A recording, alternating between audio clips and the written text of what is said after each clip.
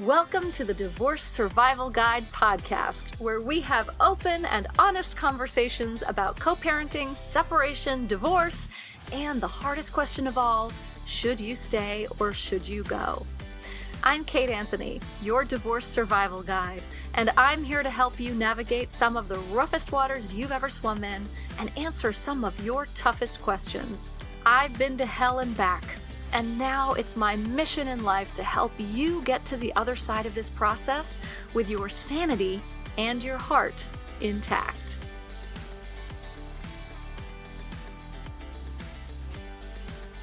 Hey everyone, welcome back. Thanks so much for being here. I have a really great episode today, which I want to just dive into, but I have a couple of things that I need to tell you. The first is that I got a lot of great feedback on the Q&A episode, and people loved it and they want more. So that means you actually have to submit your questions. So the only way I can do it is if I get questions from you. So submit your questions at kateanthony.com/questions. And the other thing I want to let you know is that my program, Should I Stay or Should I Go, is going to be getting a full-blown revamp. And it will be available at the beginning of April, and it's going to be at a higher price point because it's going to have a lot more content and information in it.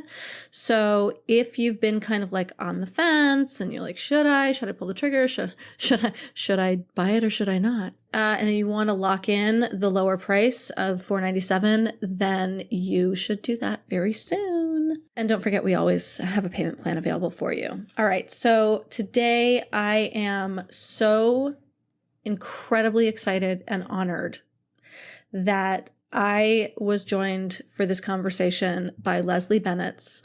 I have been a bit of a fangirl of Leslie's for a very long time. After I read her book, The Feminine Mistake, Are We Giving Up Too Much?, which is all about the financial power that we give over in our marriages. Now that Leslie and I have connected, I'm going to keep that connection going. We're going to have her on the podcast again. She's actually in our Facebook group and she reads your stories. And so she is this. I love this episode because she's really speaking to you guys. She's really speaking to you. So Leslie Bennetts is a journalist and an expert on women's issues who's spoken all over the world on financial security and women's empowerment. She's the author of The Feminine Mistake, Are We Giving Up Too Much?, as well as the biography Last Girl Before Freeway, The Life, Loves, Losses, and Liberation of Joan Rivers. How cool. So without further ado, I'm just going to cut straight to my conversation with the amazing Leslie Bennetts.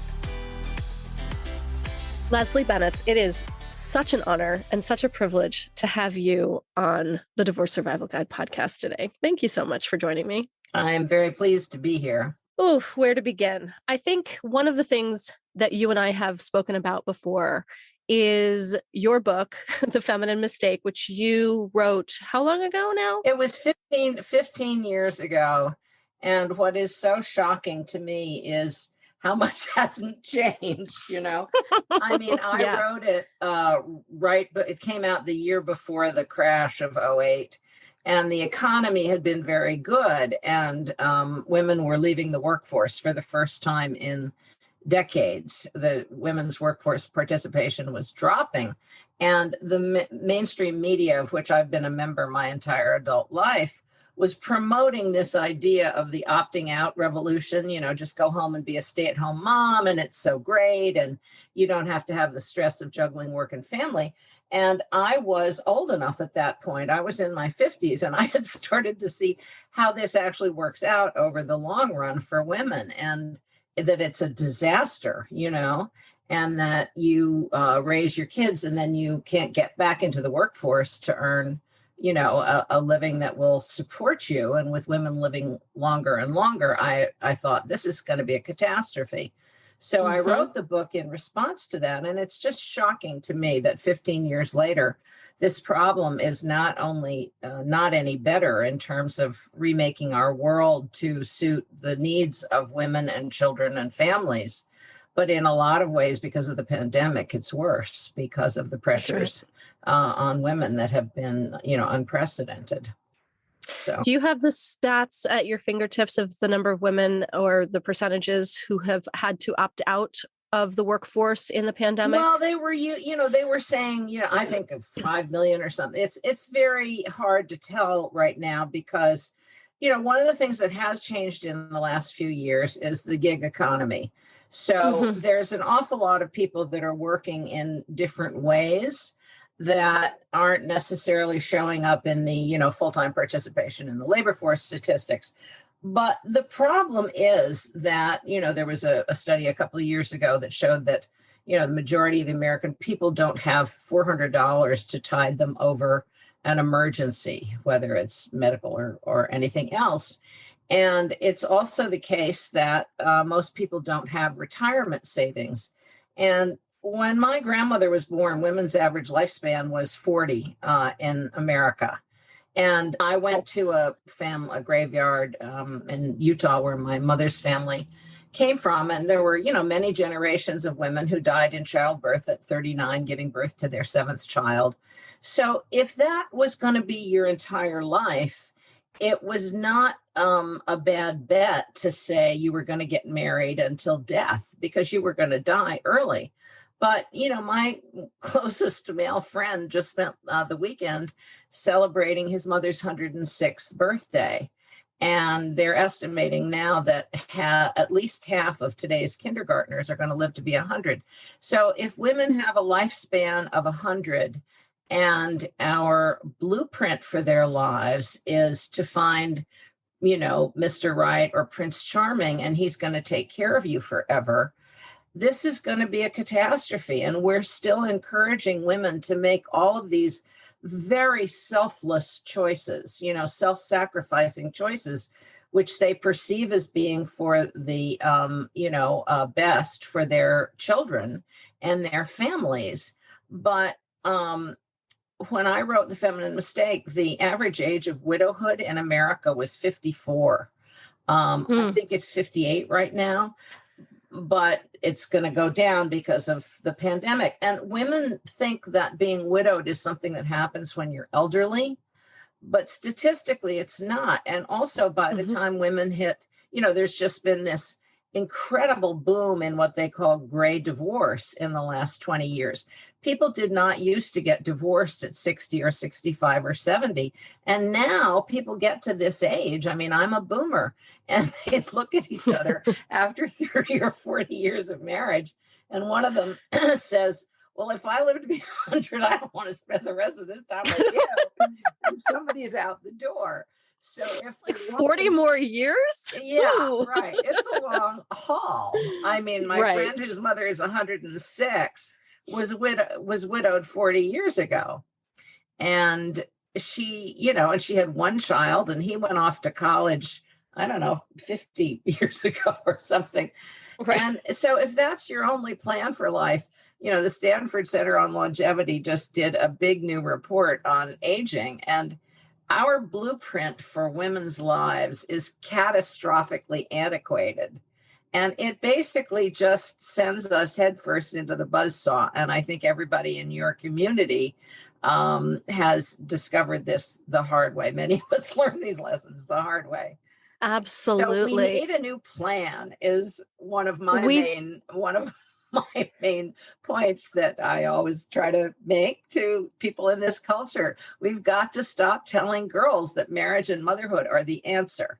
They are. That's right. They may be part of a fulfilling life if you choose them, but they are not the answer. They're not going to take you the distance. Men die sooner than women. The percentage of people in traditional nuclear families is now less than a quarter of American families. Our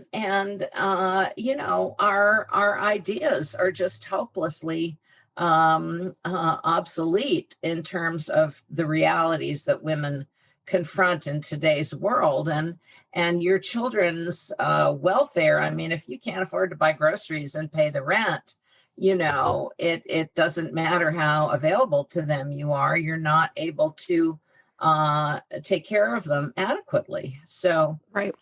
we've got a lot of work to do. We have so much work to do, Leslie. Oh my gosh.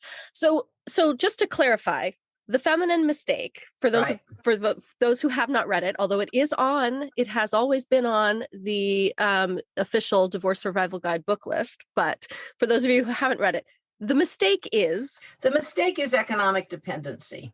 What I realized, as I said, when I got into my 50s, and you start to watch the marriages toppling like a row of dominoes, Yeah. And the men, as so many women in your community know, and I've read a lot of, just heart-wrenching posts, a man can wake up one day and say, I don't want to do this anymore, and walk out the door. And it is usually the man who is not the custodial parent.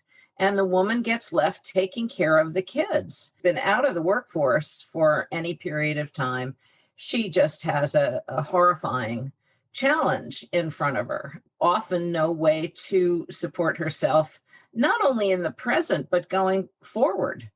So it is the case that after divorce, men's standard of living goes up and women's standard of living goes down a cliff.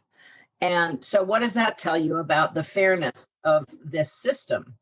And as you get older, when men divorce, they almost always repartner, and women don't, because if you look at if you look at the, it's one thing, a lot of women say, well, I'll just find another husband. But if you that's what I thought. If you look at the data from the dating sites, a 60-year-old guy who's not, a serial killer, if he's, reasonably successful, and by that, I mean, he's, got a roof over his head. Functional, right? He's semi-functional. A 60-year-old guy thinks he is, they won't date within 15 years of their own age. He's not looking for a successful 60-year-old woman who is his peer. He thinks he's dating somebody age appropriate if she's 38 instead of 28. So the whole game plan of I'll just find another guy, which may have worked fine when you were in your 20s or your 30s, is not working so well in your 50s or your 60s or your 70s. Sure. And not in your 40s. And even in your 40s, you're at that, on the cusp of that thing. And again, that goes off a cliff too. So, my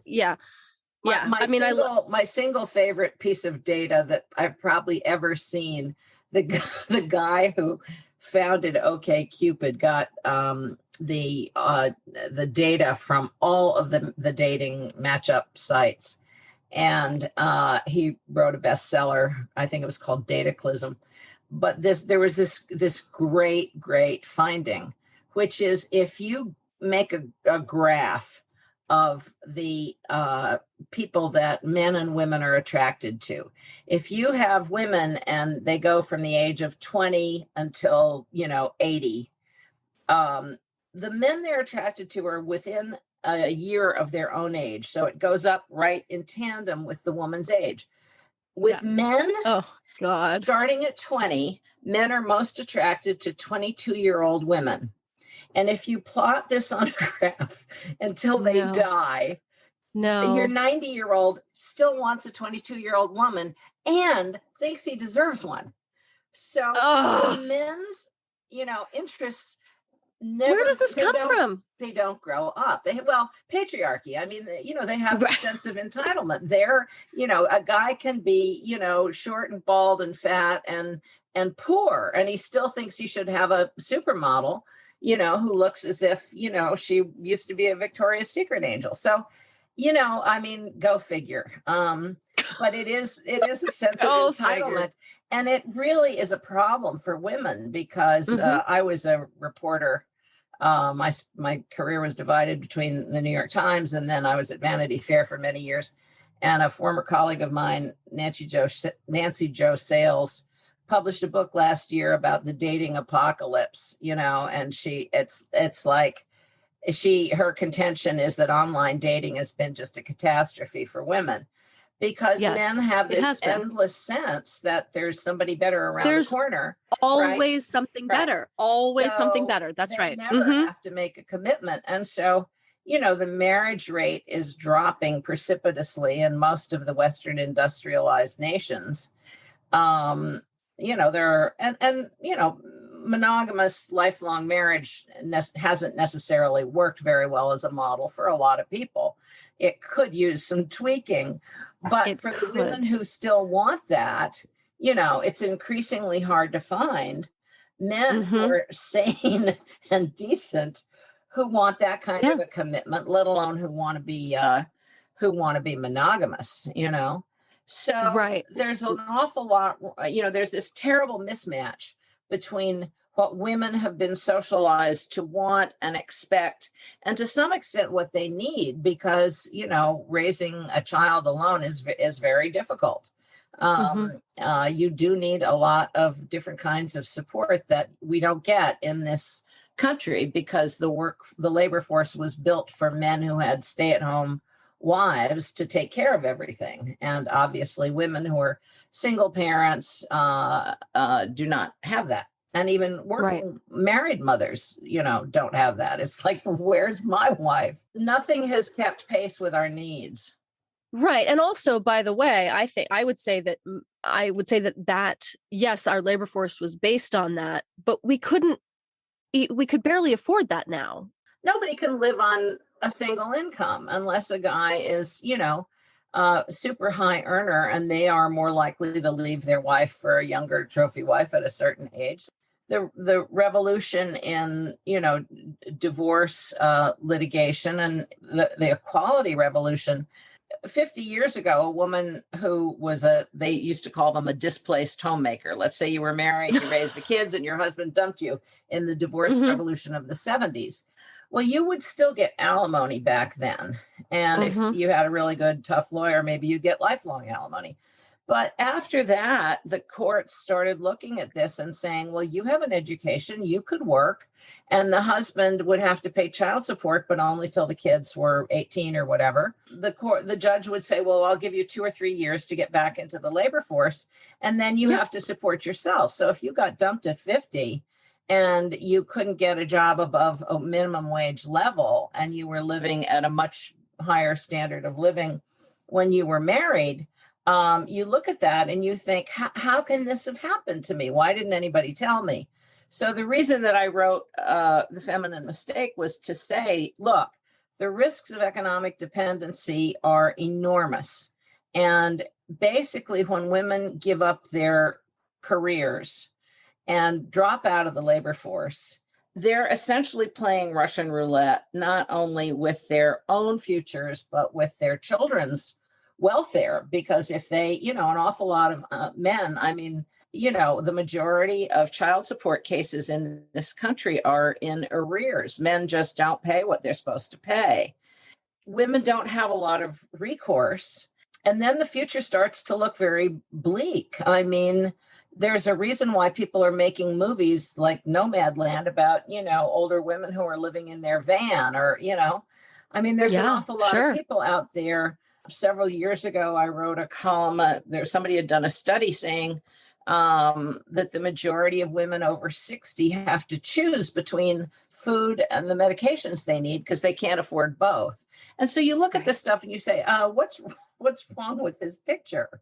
If you leave the labor force, you never really catch up. I think now with the gig economy, there's a lot of very enterprising women who are trying, there's a big upsurge in interest in female entrepreneurship. Look at what you've created, but it's hard. But let's look at what I created. And I'm very transparent about this with on the podcast and with my people, because I think it's important to know that, I got divorced 13 years ago. I had 2 years of spousal support because I was married for 5. What I'm talking about. I had 2 years. And in that time, I was like, sure, I'm totally going to be able to, find a new husband. That was my plan. That was your plan. So that was my big plan. I'll find a new husband, and then I will, I'll work again or something. I'll do something. I didn't know. I was like, I'm going to have to work, but I don't know what it is. And, ultimately, first, spoiler, there was no new husband. And then, it took 10 years for me to build this business to what it is now. And it has been profitable for the last 3 years, but for 10 years or 7 years before that, I went into so much debt, tens of thousands of dollars of debt. And you're the success story because you actually created something. That's right. That's right. It's not like you're laughing all the way to the bank, I am not laughing all the way to the bank. I'm still paying off debt. I can't afford to buy a home, certainly not in Los Angeles where I live, right? Like if I moved, sure, but I can't because I've got a son with a man who lives here and his career is here and I'm not, so like there's all these things, right? I'm still tethered and I'm still sort of facing the consequences 13 years later of this decision that I made, which was to take myself out of the workforce and be a stay-at-home mom. Right.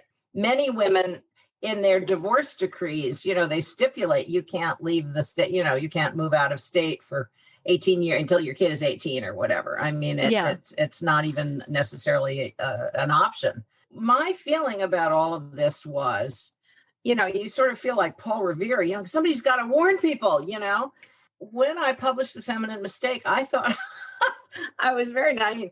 I'm a reporter. I thought, I'm doing a public service. I'm going to say, here's the facts. Here's what happens when you do this. And then everyone was going to be like, oh my gosh, what are we thinking? Like, oh my gosh, I'll have to rethink this, Right. And instead, it was unbelievably controversial. The stay-at-home mothers of America were furious with me. And they flooded the Amazon reader review site with reviews saying, this is a horrible book. Don't buy it. I haven't read it and you shouldn't either. And I'm thinking, wait a minute, you're not supposed to be reviewing it if you haven't read it. They were just so mad at the idea that I was, saying, look, you've been sold a bill of goods here, That's right. This is not fair what we do to women. We keep, we indoctrinate them from birth. And, I'm a mother. I have 2 kids. One of them's a boy and one's a girl. So of course my daughter grew up, watching the Disney movies. And of course she went through, the princess phase.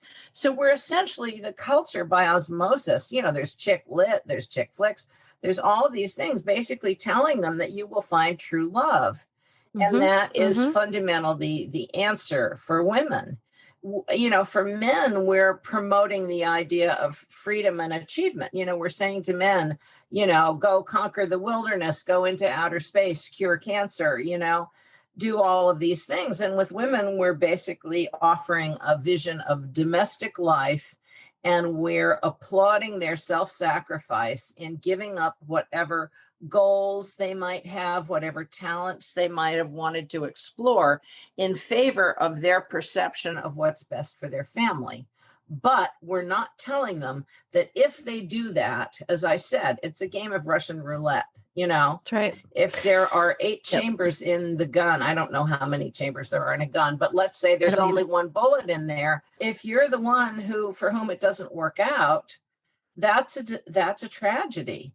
And in fact, in our society, it's the majority of women for whom this game plan for life does not work out the way that they thought it would. And I just think it's immoral the way we set women up for, this kind of heartbreak and disappointment and deprivation. And then we turn around and say, well, you just married the wrong guy, as if it's like her fault.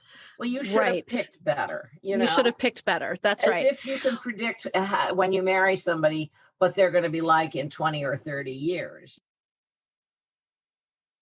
We're going to take a quick break to hear from our sponsor today. For over a decade, I've helped divorcing moms put their children at the center of all of their decisions. So whenever I hear about moms struggling to co-parent with an ex that abuses alcohol, I have one system in mind: SoberLink. SoberLink's alcohol monitoring system is the most convenient, reliable, and reasonable way for a parent to provide evidence that they're not drinking during parenting time. SoberLink's real-time alerts, facial recognition, and tamper detection ensure the integrity of each test, so you can be confident your kids are with a sober parent. With SoberLink, judges rest assured that your child is safe, attorneys get court-admissible evidence of sobriety, and both parents have empowerment and peace of mind. Trust the experts in remote alcohol monitoring technology to keep you informed and your kids safe and secure. To download the resource I created with SoberLink, Checklist for High Conflict Divorces, visit soberlink.com/DSG. And now back to our show. So what would you say to someone listening right now who is a stay-at-home mom and is sort of facing this? And like, we're not here to say to you, like, you fucked up, you made this terrible decision, Right, it's your fault, right? exactly. I think it's really important that that, as you were saying, that like society made you believe this. Made us do right? this, right? We get brainwashed from birth to think this is what we're supposed to do. So my feeling is women shouldn't blame themselves. Nobody should blame them, but we should start informing ourselves about what the long-term consequences of this are going to be for us. And one of the things that is true is that if for whatever reasons, and people have lots of different demands on them, some of them have children with disabilities, various issues that require, greater than norm, average caretaking needs. But if women at least can keep their hand in, it's partly just this mental, balancing act of understanding. I think one of the things when you're overwhelmed with the needs of your children and your family, you feel as if, well, this is my life. And what you don't realize is it's not going to last forever. Children do grow up. And then the thing that I think most of us are unprepared for is if we don't die young, how much time there is on the other end of that. There's just an extraordinary amount of years, if you got divorced at 55 and you live to be 95, and that's 40 years, and your whole concept of what you were doing with your life was marriage and motherhood, those are pretty empty years. So I would say to any woman, whether she is at home or not, certainly if she is at home, think about the future. Think about what else you can do, would like to do, what facets of yourself you have not explored yet. Start working on them. If you need to finish a degree or to get a different one, start just plugging away at it, even if it's in small increments, to prepare yourself for the future. Because it is a basic truth of the universe that change is the only constant. And I think that our social system sets us up to think that you can just nail it down and this is your life and this is what your life is going to be. But it's not, because everything changes. Children grow up, people develop divorce problems, happens. And even just, substance abuse, you marry somebody when you're 30 and you don't know that by the time he's 60, he is going to have a terrible problem with alcoholism or, opioid addiction, or, people have a lot of problems that overtake them at certain points. Another basic rule of nature is being able to take care of yourself. So that's the piece of it that we don't give women in terms of our social conditioning. We don't tell them that. We still tell them implicitly or explicitly that they can rely on someone else to take care of them. And if that was ever true, it is not true now. I would argue that it has never really been true, because your husband could drop dead of a heart attack. 40. My grandmother expected to be married forever. My grandfather ran off with his mistress when my mother was 9. And my grandmother had never entered her mind. She was born in 1890, She certainly hadn't planned a career. And so she was destitute. We need to start thinking differently about and come up with a different life plan that accommodates. I mean, my friend, as I said, my friend who has the mother who just turned 106, he said to me a couple of years ago, I thought I'd done due diligence. I had done all my meticulous financial planning with the idea that my mother could live to be 100. And now she's 106. So whatever chronology you're planning for, just extend it a little bit to be on the safe side for yourself, right? Well, for yourself, right? And it's funny because I think about like what you're saying, and I'm like, my mom's death in many ways, I mean, which is not what I'm planning or want or anything Right. like that. But, she's 80. And so but like her death is somewhat my returement plan. Right. I'm Yeah. like, Well, wait, 26 more years. Hold on. You should talk to my friend Barry. Yeah, I'm going to be 76. Like maybe if she lives to be 106, maybe she's not the best retirement plan.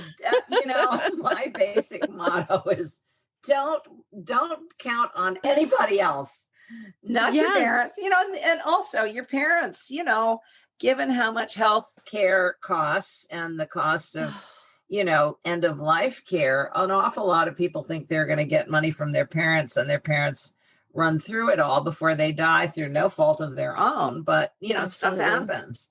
Right. So provide for yourself.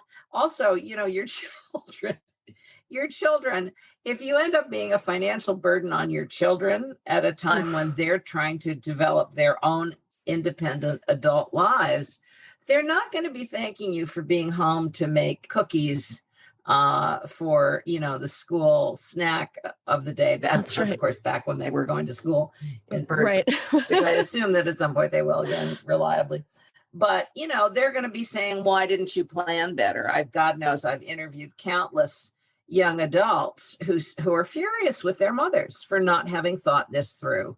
Because now, the father has long since, disappeared from the picture, and they say, well, what am I going to do?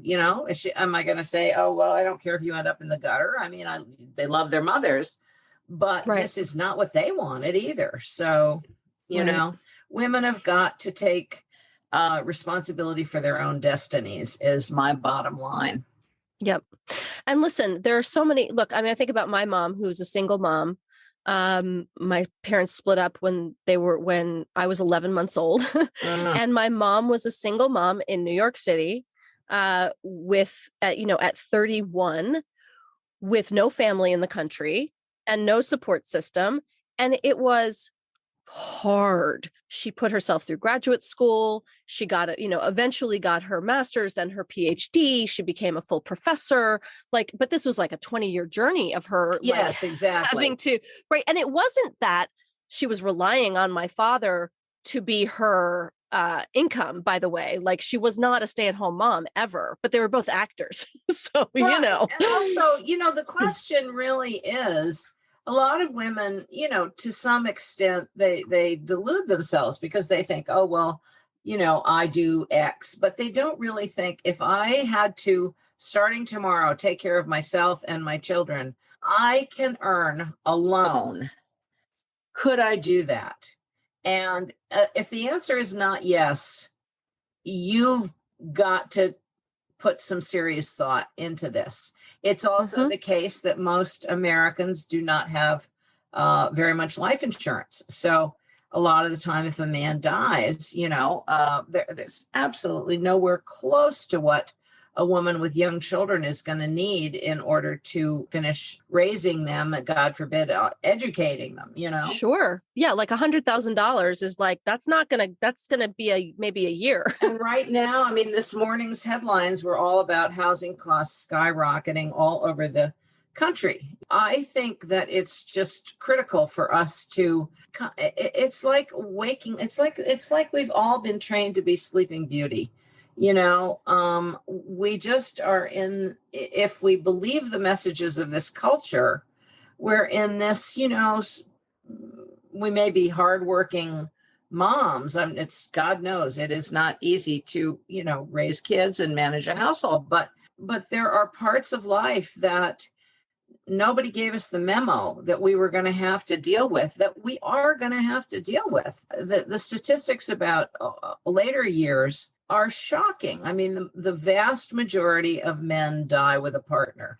The vast majority of women die alone. So you can tell right there, and this, there are a variety of reasons. Men do die younger, for example. And as I said, men repartner. So men will remarry if they are widowed later in life, and women generally don't find another husband to remarry. For all of those reasons, there's no one taking care of you. And it is a very, I'm divorced. My life blew up when I was 60. I was very shocked by what happened. And although I've always worked, I was in no way prepared for this radical change in what my later life was going to be. But at least I could hang on to my home because I did earn an income. It's still incredibly hard and painful, but it would be less so if we didn't all feel so alone. As I said, when these inevitable life challenges come up, our culture acts as though, well, there must be something wrong with you because this happened to you, you know? The thing I would like to say to all women out there is it's not your fault. You know, you did whatever you did. You probably did out of love for your children and your husband with the best motives and the best intentions. And if it all, you know, worked out badly, or if you're undergoing these terrible hardships and challenges, you were set up to have that happen to you by the way that we run our culture and our economy and the workforce. So don't blame yourself. You do have to cope with it, but it's not your fault. And life does get better when you take responsibility for your life. I'm sure, you know, you've spoken about that a lot on your journey. Absolutely. I actually wouldn't trade my current life for anything, you know, frankly, rather, you know, cut off my head than remarry. Leslie and I, no lack of love for, you know, having fun with men, but the idea of having another husband just makes me want to stick my head in the oven. Yeah, Leslie and I had a conversation a few weeks ago in which we were laughing about the idea of in agreement about the idea of getting married again, which is just, I mean, in my fantasy, sure, I would love all of the trappings of that, right? But that's fantasy. It's fantasy. Because of the patriarchal sort of, you know, acculturation we all go through, you know, it dawns on you at a certain point, oh, our model of marriage, let's see. Women do 90% of the giving and men do 90% of the taking. It's like, so another one of my favorite pieces of research is that if you look at the, you know, among heterosexuals, the 4 major population groups, the happiest population group is married men. The system's working very well for them. Very well. The second half happiest population group, and this is startling, is single women. The third happiest is single men. The least happy population group is married women. What does that tell you about the relative balance of what women are giving in marriage and what they're getting? You know, I mean, we saw with the pandemic, you know, you have 2 full-time wage earners, you know, if they're both working at home and suddenly the kids need homeschooling. And why is it that this all falls on mom? You know, and it literally just fell on moms, did. right? Like it was this unspoken, and I think this also goes to this expectations of motherhood and how they have changed over the years, and how, you know, badges of motherhood, mothers being, you know, fully present, and attachment parenting, and all of these things where we intensive motherhood. Yes, intensive motherhood. And I have to give my all to my babies. Otherwise, right.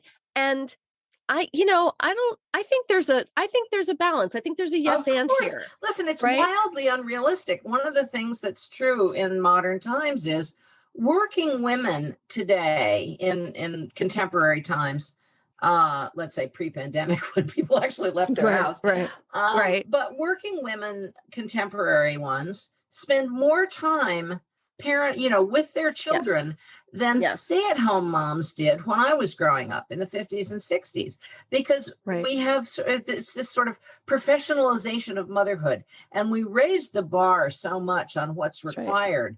All of these things, you know, people don't no longer tell their kids to go out and play and come back by dinner time, you know, and there are just so many attendant responsibilities and customs in most communities, and chauffeuring them to, you know, sports events or all of these extracurricular activities.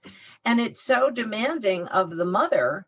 And it doesn't leave her room or flexibility to have her own life, professional or otherwise. And at the time use studies are shocking, because even when mothers are equal earners in the household, women are still doing 2/3 of the childcare and the domestic drudge work, the housework and stuff.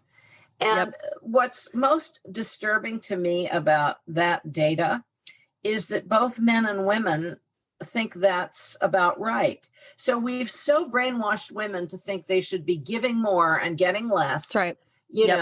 That's right. That they say, oh, it's okay, as if they have to atone for earning money by doing more. So women have no leisure time. They have much less time to take care of themselves, to explore their own interests. They're not going off and playing golf on Saturday just because they've been working all week. And the men are, whether they're, playing video games or whatever they're doing, it's generally not for the greater good of the entire family unit. That's right. That's right. I had dinner with a friend last night. It was so upsetting because she was talking about her marriage, and she was just, it was like she was on the brink of tears the whole time we were talking about this. And she was just talking about how stressed she is and how she has to make dinner every night. And she runs a pretty large company with multiple employees, and he works too, but like, she's carrying a different load. And I was like, wait, do you cook dinner every night? And she was like, well, yeah. And I was like, hold on a minute. And what if you actually, delegated that at least like 2 nights a week? And then she said, but what if I don't like what he makes? And I said, yes, giving up control means you also have to give up critique and, and criticism of it. You also have to say, I promise to be, just grateful and kind about whatever he makes. Right. And then the conversation went on, and she was talking about the kids and all of this stuff. And I realized, I said, he just basically exists and does his own thing in the house and like has his own life. And then he gets the benefit of all of your work, right? Of having a family, of having a wife, right? He gets the benefit of having a wife and kids and all of that, but he doesn't actually have to do very much. That's why I said, women at a certain point wake up to the fact that they're doing 90% of the giving and the man is doing 90% of the taking. Men get that's why married men are a very happy population group statistically, because they just get all of these incredible benefits. And but it doesn't, they also have unfettered freedom. And these days they're likely to be, on seekingarrangements.com and having some, girls on the side or whatever. And, they're not even necessarily showing up at home to be with their kids. And, and it's a raw deal for women. And yet we are so self-questioning and self-doubting that it's very hard for us to say, no, this isn't fair. There is a sort of Stepford Wives aspect to it that we're brainwashed. Yes. Like, what if he didn't make a nutritious dinner? And then I would feel like it was my fault that my kids weren't getting a good dinner if I didn't like what he made or whatever. Well, you know what? They're not going to die, They're not going to die if they eat pizza 2 nights a week. Exactly. It's fine. Exactly. Right. Yeah. And so I do think women have got to start holding men to a higher standard, because it's not going to change until we do. That's right. That's right. And you mentioned, in the beginning of this conversation, you mentioned we need a new blueprint. Right. What would you say that blueprint would look like? What is that blueprint? Well, the United States is, if you look at it in comparison with all the other Western industrialized nations, we do an atrocious job of taking care of people's actual needs. And the group that we fail the most abysmally is women and by extension children, because we don't have, paid parental leave and maternity leave, paternity leave, flexibility for caregivers, any of these things that people need in order to manage both aspects of their lives. And one of the problems with this is that in our very politically polarized country, unfortunately, a lot of the issues that have to do with the welfare of families and the welfare of, women and children have been politicized so that people perceive them in terms of left, right, red, blue, Democrat, Republican. And one of the things that I would like to say to women everywhere is we've got to stop this nonsense. This doesn't have anything to do with where you fall on the political spectrum. Our needs are not being met. The needs of modern families are not being met by all of these different measures. Things are bad in this country, and they don't have to be. This is a rich nation. And one of the reasons that they're bad is that we're still going along with the program of this very, very sexist system that doesn't take our needs into account. And if we end up living, in cars, at 78, starving to death, the system just doesn't pay any attention because older women are invisible. So we've just all got to draw the line in the sand and say, no, this is enough. We've got to start voting our own interests, whatever that takes, putting pressure on both political parties to put our needs first, Well, so I was going to push back on you about it not being political, because it actually is now. Well, it is very political. What I'm saying is we need to stop accepting that framing of it. We no longer can, let's say, we're going to let a lot of old white men in Washington tell us that this is a left, right, red, blue issue. No, it's not. It's about children having enough to eat and being cared for, and mothers being able to work and support themselves if their husbands dropped dead of a heart attack at 47. Right. It's not socialism. They're social safety nets for a reason. Exactly, because people need them, particularly if they're going to live to be 106, That's right. Yes. And it is, by and large, Republican lawmakers that keep blocking these things that we need. And so that's where it becomes political. Right. But if Republican women were to come and talk and speak up and say, like, no, absolutely not, you're not right, then it wouldn't be right. And it wouldn't be as political. I see what you're saying. Why are women at any point on the political spectrum accepting this? It's time for us to say, no, this isn't good enough. You don't Did you read the article unless you give us what we need for our families. Thank you. And did you read the article in the New York Times this week about the ERA and the ratification of the ERA? It's so basic. It's just so basic. The idea that women are human beings, right? We can't ratify the Equal Rights Amendment. It's mind-blowing. Not because there's no legal precedent for it taking longer, not because of anything like that, just because it benefits women. Right. And God forbid we should amend the Constitution. Even it protects equalize women, us. Yes. Is what I would say. And in protecting women, we are protecting children. So the idea that any political party should be able to get away with calling itself the party of family values when it's just selling the needs of women and children down the river is absurd. Thank you. I'm sorry. Children need actually to eat. Look at the poverty statistics. Who's poor? Women and children. And Black women and Latino women more so than anyone else. Well, certainly in terms of equal pay. I mean, white women are discriminated against tragically enough, but Black women and Hispanic women earn that much less. At every, the discrimination is just enormous. And over the years, these small increments add up. That's right. I asked a financial advisor. I left a job when I was young because I found out that my husband, who sat next to me and was doing the same job, was being paid 25% more than I was for doing the same job. And so I said, well, this is wrong. This is illegal. So why don't you just raise me to the level of the guys? And they said no. And I was a not very well paid newspaper reporter at that point. So I was, this was a matter of a deficit of $10,000 a year over the course of 10 years. So and what year was this? I left just for context. 1988. So in my later years, when I became a senior citizen, I was a columnist at the time for Newsweek Daily Beast. And I had a financial advisor run the numbers. And I said, okay, so if I got cheated out of $10,000 a year for 10 years, that's a total of $100,000. if I had had that money in 1988 and invested it, what would I have today that I don't have as I become a senior citizen? And she ran the numbers and she said, well, it depends on the rate of return, but if you just average out what you get in the stock market, you're talking about $1 million.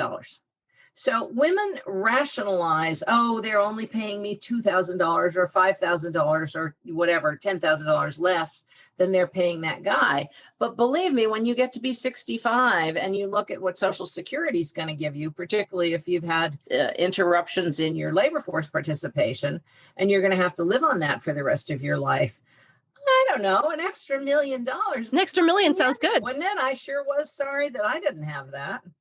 So don't that's rationalize right. these pay gaps. They catch up with you in the long run. Leslie, we could literally talk about this all day. So let's just tell women, rise up and defend your own interests. That's my bottom line. We've got to band together to start getting these things changed. Because I'm practically 106. I've been working on this stuff for a long time.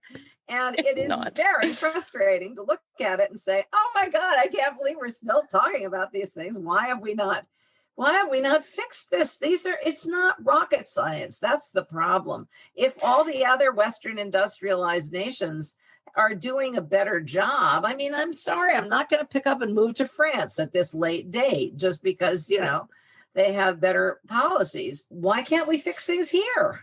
So what does that mean? What is an action that we rise up and take back our power? What does that mean? How? Make our voices heard. Women have got to stop voting against their own interests and accepting too little.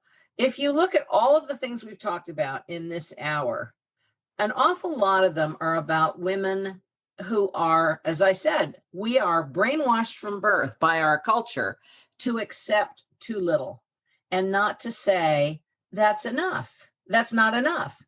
And, the worst thing you can call a woman is selfish, right?